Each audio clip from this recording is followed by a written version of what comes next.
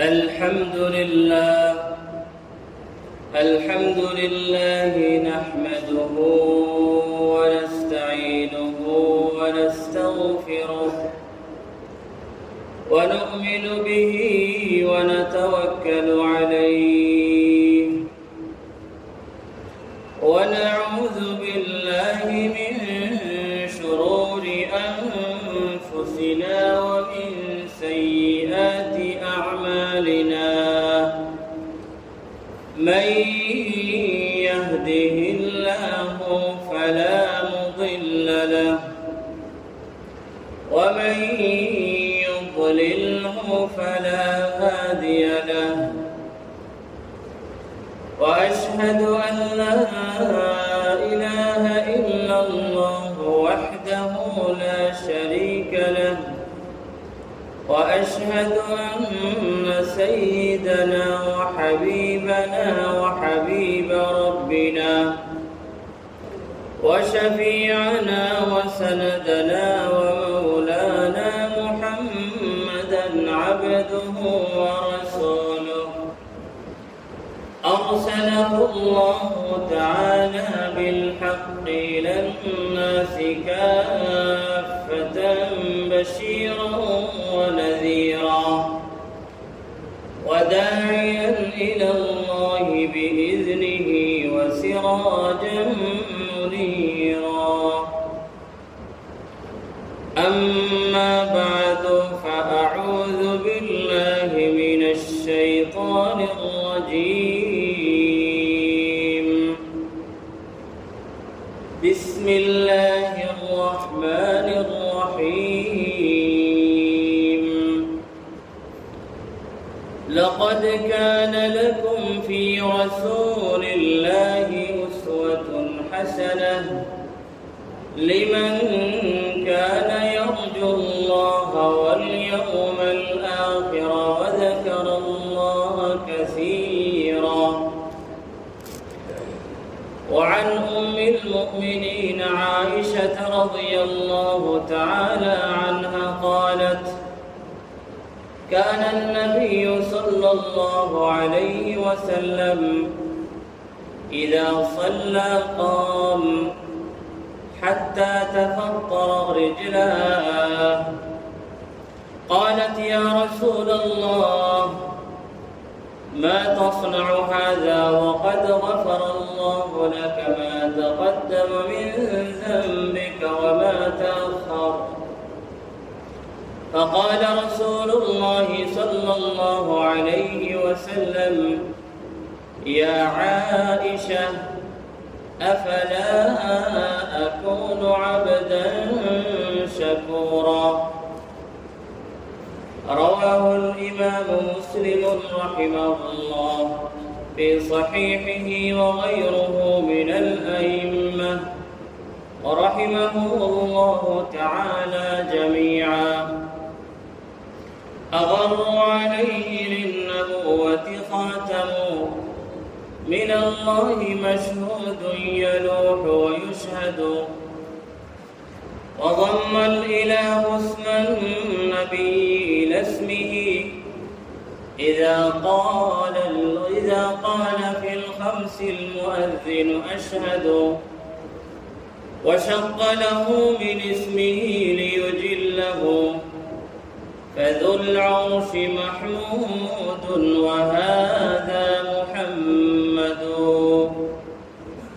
صلى الله على سيدنا ومولانا محمد وعلى آله وأصحابه وسلم صلى الله على سيدنا ومولانا محمد وعلى آله وأصحابه وسلم صلى الله على سيدنا ومولانا محمد وعلى آله وأصحابه وسلم مولا كريم رب رحيم عالي شان شاهي درباري লাখ করো শুকর তিনি আমাদেরকে আশরাফুল আম্বিয়া ওয়ার রাসূল সর্বশ্রেষ্ঠ রাসূল মুহাম্মদুর রাসূলুল্লাহ সাল্লাল্লাহু আলাইহি ওয়াসাল্লামের উম্মত হওয়ার তৌফিক দান করেছেন, সেজন্য আমরা সবাই বলি আলহামদুলিল্লাহ। বর্তমানে নবীজি সাল্লাল্লাহু আলাইহি ওয়াসাল্লামের জন্মের মাস চলছে রবিউল আউয়াল মাস। হিজরি হিসাবের, আরবি হিসাবের তৃতীয় মাস মুহররম, সফর, রবিউল আউয়াল। রবিউল আউয়াল ইসলামের ইতিহাসে অনেক গুরুত্বপূর্ণ একটি মাস।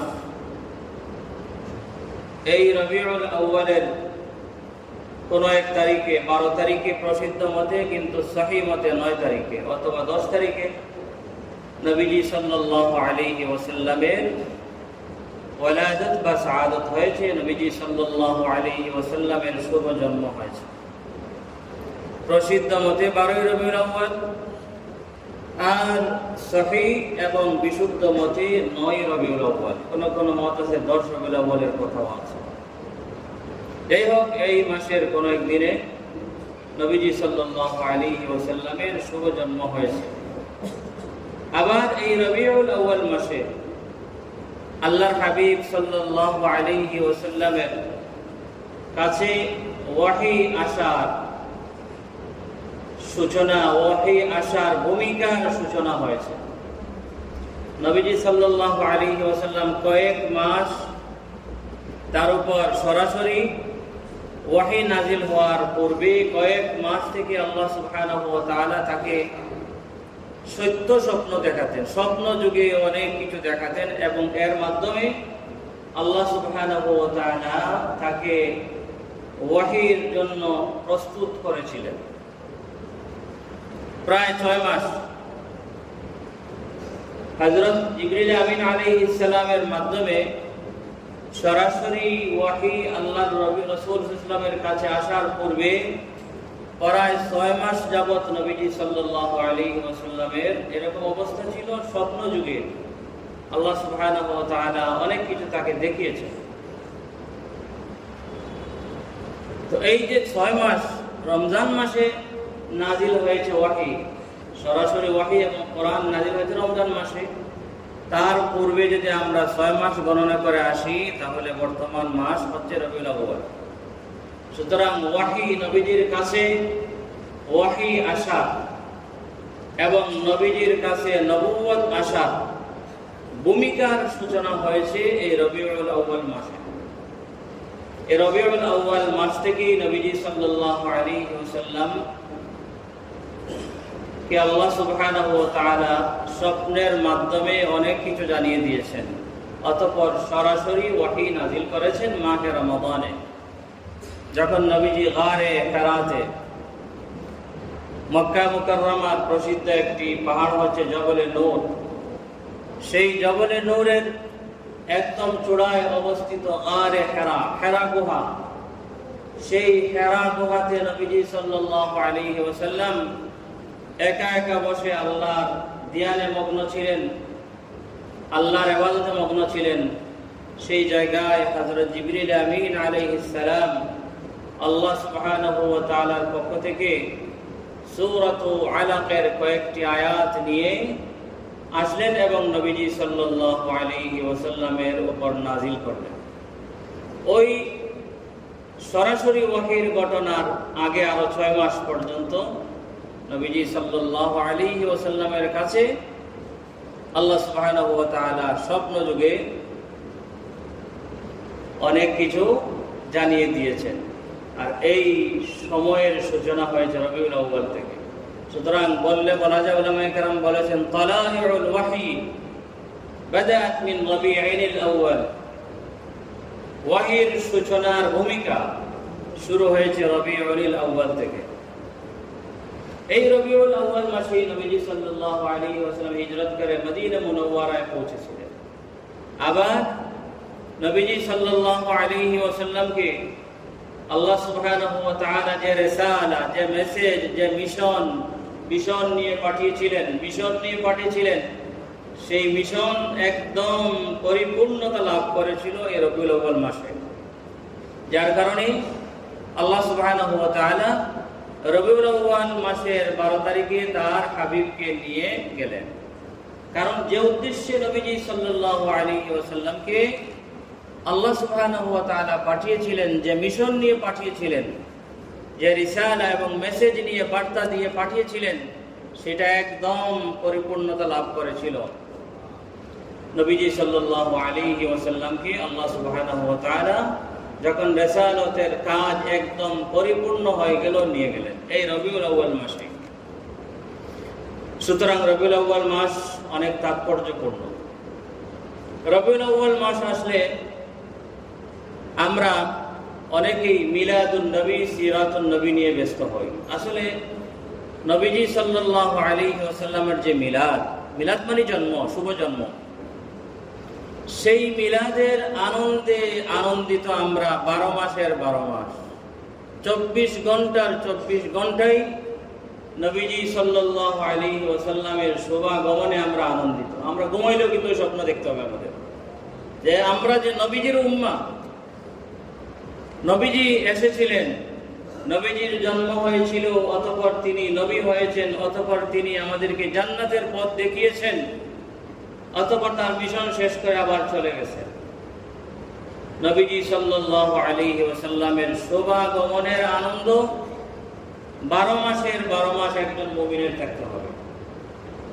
24 ঘন্টার 24 ঘন্টায় একজন মুমিনের আনন্দ নবীজির শুভাগমনের কারণে থাকতে হবে।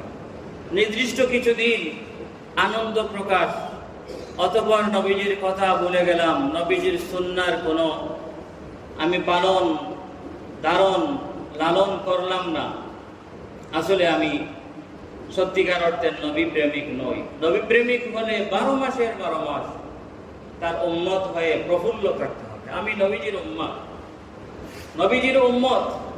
নবীজি এসেছিলেন প্রায় 1500 বছর আগে।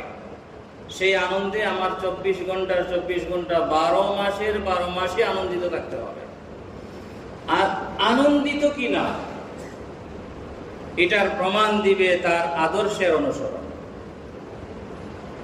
শুধুমাত্র কথার মাধ্যমে, হে নবীজি তোমাকে ভালোবাসি, নবীজি তোমাকে পেয়ে আমরা প্রফুল্ল আনন্দিত, একথা বললেই হবে না, বরং আপনার প্রমাণ, আপনার নবী প্রেমের প্রমাণ আপনাকে দিতে হবে আপনার আচার আচরণের মাধ্যমে, নবীজির আদর্শের লালন পালনের মাধ্যমে, নবীজির আদর্শে আদর্শবান হওয়ার মাধ্যমে। আল্লাহ সুবহানাহু ওয়া তাআলা কোরআনে কারীমের মধ্যে ইরশাদ করেছেন, লাকাদ কানা লাকুম ফি রাসূলিল্লাহি উসওয়াতুন হাসানাহ লিমান কানা ইয়ারজুল্লাহা ওয়াল ইয়াওমাল আখির ওয়া যাকারাল্লাহা কাসীরা। নিশ্চয়ই লাকাদ কানা রয়েছে ফি রাসূলিল্লাহি, আল্লাহ রাসূল সাল্লাল্লাহু আলাইহি ওয়াসাল্লামের মধ্যে উসওয়াতুন হাসানাহ, উত্তম শ্রেষ্ঠ আদর্শ। তোমাদের জন্য শ্রেষ্ঠ এবং উত্তম আদর্শ রয়েছে রাসূলুল্লাহ সাল্লাল্লাহু আলাইহি ওয়াসাল্লামের মাঝে, অর্থাৎ তোমাদের মধ্য থেকে যারা আল্লাহর সন্তুষ্টি চায় এবং আখিরাতের সফলতা চায়, পাশাপাশি দুনিয়াতেও আছে, এবং যারা আল্লাহর বেশি বেশি করে জিকির করে, অর্থাৎ নেককার বান্দাদের জন্য আল্লাহ সুবহানাহু ওয়া তাআলার রাসূল সাল্লাল্লাহু আলাইহি ওয়াসাল্লামের মধ্যে রয়েছে উত্তম আদর্শ। নবীজি সাল্লাল্লাহু আলাইহি ওয়াসাল্লাম আমাদের জন্য জীবনের সকল ক্ষেত্রে উত্তম আদর্শ। নবীজির চাইতে আর ভালো আদর্শ নাই। এমনকি নবীজি সাল্লাল্লাহু আলাইহি ওয়াসাল্লামের সমমানের আদর্শ আর কোনো জায়গায় খুঁজে পাওয়া যাবে না। নবীজির আদর্শই হচ্ছে সর্বশ্রেষ্ঠ আদর্শ। এই কথা আমরা মুমিন হিসাবে আমাদের সকলেরই মানতে হবে। দুনিয়ার বিভিন্ন মানুষ আমাদের মডেল, আমরা অনেকেই মডেল আমরা মনে করি, যদি তার মধ্যে যদি নবীজির আদর্শ থাকে, ঠিক আছে, তিনি আমাদের মডেল, তিনি নবীজির সুরত ধারণ করেছেন আর আমরা তার সুরত ধারণ করছি, ঘুরে ঘুরে নবীজির আদর্শের কাছে যেতে হবে। অমুক হুজুর একজন আদর্শ হুজুর, কিন্তু তিনি আদর্শ হুজুর হতে হলে তাকে আগে নবীজির আদর্শে আদর্শিত হতে হবে। সুতরাং কোন ব্যক্তিকে আমরা নবীজির আদর্শের বাহিরে তাকে আদর্শ মানতে পারি না। দুনিয়ার দুই একটা বিষয়ে যে ক্ষেত্রে নবীজি সাল্লাল্লাহু আলাইহি ওয়াসাল্লামের কোনো সুস্পষ্ট কোনো বর্ণনা নাই, এবং আবার যে বিষয়টা নবীজির সুন্নাহর পরিপন্থীও নয়, পার্থিব এবং জাগতিক বিভিন্ন বিষয়ে হয়তো আমরা কাউকে আদর্শ মানতে পারি, এটা হচ্ছে আংশিক আদর্শ। আংশিকভাবে তাকে আদর্শ মানতে পারি, তবে তাকে আদর্শ মানতে হলে নবীজির আদর্শের পরিপন্থী না হতে হবে। যদি কোনো ব্যক্তি যতই বড় হন না কেন, যদি কোনো ব্যক্তি নবীজির আদর্শের বিপরীতে তার আদর্শ হয়, তাহলে যতই বড় হোক না কেন তাকে আমরা আদর্শ মানতে পারি। আর কোনো ছোট একটা বিষয় আছে যে ওই বিষয়ে মাশাআল্লাহ সে অনেক কিছু করেছে, আবার ওই বিষয়টি আবার নবীজির সুন্নাহর পরিপন্থী নয়, তাহলে সেই ক্ষেত্রে আংশিকভাবে তাকে আমি আদর্শ মানতে পারি। সাহাবায়ে কেরাম রিজওয়ানুল্লাহি আলাইহিম আজমাইন নবীজির আদর্শে তারা আদর্শবান ছিলেন, সেজন্য পরবর্তী জাতির জন্য তারা আদর্শ হয়েছিলেন, তারা মডেল হয়েছিলেন। সাহাবায়ে কেরাম রিজওয়ানুল্লাহি আলাইহিম আজমাইন নবীজি সাল্লাল্লাহু আলাইহি ওয়াসাল্লামকে দেখেছেন, নবীজি সাল্লাল্লাহু আলাইহি ওয়াসাল্লামের সামনে বসেছেন। আজ থেকে যদি আমরা 1450 বছর আগে যাই, তাহলে আমরা চক্ষু বন্ধ করলে দেখতে পাবো নবীজি মিম্বরে বসে আছেন, সাহাবায়ে কেরাম তার মসজিদে নববীতে বসে আছেন। তো নবীজি সাল্লাল্লাহু আলাইহি ওয়াসাল্লামকে তারা দেখেছেন, কদমে কদমে নবীজি সাল্লাল্লাহু আলাইহি ওয়াসাল্লামকে তারা ফলো করেছেন, অনুকরণ করেছেন। সেজন্য সাহাবায়ে কেরামও পরবর্তী মানুষের জন্য আদর্শ, কারণ তারা হচ্ছেন নবীজি সাল্লাল্লাহু আলাইহি ওয়াসাল্লামের হাতে গড়া মানুষ। তাদের সাথে অন্যদেরকে তুলনা করলে হবে না। তাদের মর্যাদার জন্য এতটুকুই যথেষ্ট যে তারা তাদের চক্ষু দিয়ে হাবিব সাল্লাল্লাহু আলাইহি ওয়াসাল্লামকে দেখেছে। তাদের এই মর্যাদার সাথে পৃথিবীর তাদের পরবর্তী কোন মানুষের যতই বড় মর্যাদা হোক না কেন, এই মর্যাদার সাথে আপনার প্রতিদ্বন্দ্বিতা করার কোনো শক্তি কারণ নাই। নবীজিকে তারা দেখেছে, এটাই হচ্ছে তাদের সবচেয়ে বড় বৈশিষ্ট্য। নবীজিকে দেখেছেন, নবীজির হাতে গড়া মানুষ ছিলেন তারা। যাই হোক, আমাদের নবীজি সাল্লাল্লাহু আলাইহি ওয়াসাল্লাম সকল ক্ষেত্রে আমাদের জন্য আদর্শ। নবীজির জীবনী পড়লে আমরা নবীজি সাল্লাল্লাহু আলাইহি ওয়াসাল্লামের কথাবার্তা, নবীজি সাল্লাল্লাহু আলাইহি ওয়াসাল্লামের আচার আচরণ, নবীজি সাল্লাল্লাহু আলাইহি ওয়াসাল্লামের আপনার চালচলন, মানুষের সাথে ব্যবহার, নবীজির ইবাদত, সব কিছু আমরা তার সিরত পড়লে পাব। আর নবীজি সাল্লাল্লাহু আলাইহি ওয়াসাল্লামের অনুকরণ করা আমাদের জন্য সহজ হবে। সুতরাং এখানে দুইটি বিষয়, একটি হচ্ছে মিলাদুন নবী আর একটি হচ্ছে সিরাতুন নবী।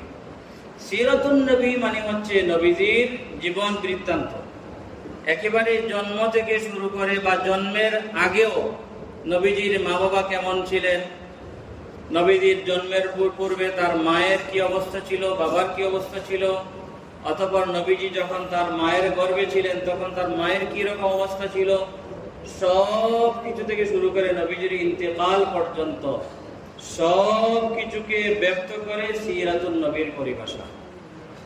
সিরাতুন নবী মানে হচ্ছে নবীজি সাল্লাল্লাহু আলাইহি ওয়াসাল্লামের জীবনী, নবীজি সাল্লাল্লাহু আলাইহি ওয়াসাল্লামের জীবন বৃত্তান্ত, একেবারে জন্মের আগ থেকে তার বংশ কি ছিল, তার দাদা পরদাদা কেমন ছিলেন, সব কিছুর বর্ণনা সিরাতুন নবীর মধ্যে আছে। আর মিলাদুন নবী যখন আমরা বলি, তখন এটা নবীজির ওই সিরতের বিশেষ একটি অংশ। মিলাদ মানে জন্ম, নবীজি সাল্লাল্লাহু আলাইহি ওয়াসাল্লামের জন্মের ইতিহাস, তার শুভ জন্ম কিভাবে হয়েছে এতটুকুই। সুতরাং সিরত পরিভাষাটি হচ্ছে ব্যাপক। ওই সিরতের ভিতরে, সিরাতুন নবীর ভিতরেও মিলাদুন নবী আছে। কারণ সিরাতুন নবী মানে হচ্ছে নবীদের জীবন বৃত্তান্ত, একেবারে জন্মের আগ থেকে শুরু করে ইন্তেকাল পর্যন্ত নবীজির কি ছিল না ছিল, নবীজি সম্পর্কীয় সব কিছুর আলোচনা আছে। আর ওই সিরাতের, নবীজি সাল্লাল্লাহু আলাইহি ওয়াসাল্লামের জীবন বৃত্তান্তের, জীবন কাহিনীর মধ্য থেকে একটি বিশেষ অংশ, যার নাম হচ্ছে মিলাদুন নবী। সুতরাং সিরাতুন নবী এটা হচ্ছে ব্যাপক। সিরাতুন নবী যদি আলোচনা করা হয় তাহলে আমাদের জীবন শেষ হয়ে যাবে, কিন্তু নবীজির সিরাতের আলোচনা করে শেষ করা যাবে না। আর সেই সিরাতুন নবীর বিশেষ একটি অংশের নাম হচ্ছে মিলাদুন নবী। নবীজি সাল্লাল্লাহু আলাইহি ওয়াসাল্লামের জীবনীকে আমরা দুই ভাগে ভাগ করতে পারি। নবীজির সম্পর্কীয় যে সমস্ত ইতিহাস আছে তার থেকে কিছু বিষয় আছে এমন, নবীজির জীবনের সবকিছু কিন্তু প্রশংসনীয়। নবীজির জীবনের কোনো কাজ, কোনো কথা, কোনো দিকই কোনো প্রশংসার বাইরে নয়, সব কিছু প্রশংসনীয়। কিন্তু কিছু অংশ হচ্ছে প্রশংসনীয় এবং শুধু বর্ণনীয়, আবার কিছু অংশ হচ্ছে প্রশংসনীয় প্লাস হচ্ছে আপনার অনুসরণীয়। যেমন নবীজির বডি কেমন ছিল, নবীজির জন্ম, শুভ জন্ম কিভাবে হয়েছে, নবীজি সাল্লাল্লাহু আলাইহি ওয়াসাল্লামের চেহারা কি রকম ছিল, নবীজির পা মুবারক কি রকম ছিল, এই সমস্ত বিষয় হচ্ছে প্রশংসনীয় এবং শুধু বর্ণনীয়। এখানে